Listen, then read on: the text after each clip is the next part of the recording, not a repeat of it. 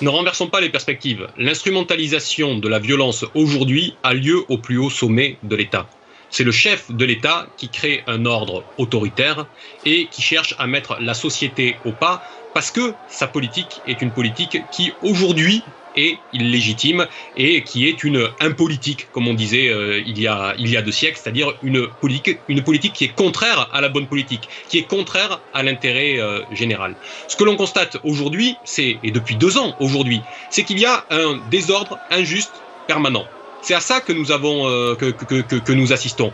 Il faut bien avoir en tête que les images qui sont celles que nous avons aujourd'hui sous les yeux sont finalement les mêmes que celles que nous avions à l'époque des Gilets jaunes et que nous avons eu durant tout l'intermède qui a eu lieu depuis. Finalement, le quinquennat Macron se résume d'une certaine façon à cela, à ce désordre injuste qui est instauré par le pouvoir. Et à la source de cela, il y a quand même une évolution qui va, à un moment donné, ne plus pouvoir être tenable.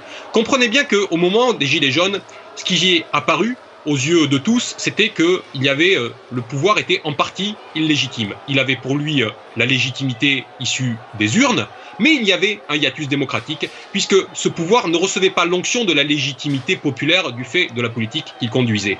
Et 2 ans plus tard, du fait de l'enfermement qui a été celui de ce gouvernement, de ce pouvoir et d'Emmanuel Macron, au-delà de la question de la légitimité, c'est la question du consentement qui est posée. Les gens ne consentent plus à l'ordre ou plutôt au désordre. Ils ne consentent plus à ce qu'on leur fasse tenir et vivre une vie qui est contraire à l'idéal républicain qu'ils portent en eux.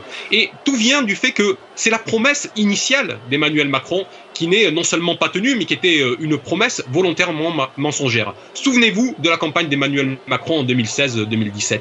Que disait-il? Qu'il allait libérer les énergies. Sa campagne s'est faite sous le thème de la liberté. Et aujourd'hui, le hiatus provient du fait que c'est justement la liberté qui est non seulement écornée, mais qui est surtout mise sous le boisseau et contre laquelle joue ce gouvernement et ce pouvoir. Il y a là finalement une forme d'impasse avec le pouvoir actuel dont nous ne sortirons que finalement en évinçant celles et ceux qui en sont les responsables et Emmanuel Macron en premier chef.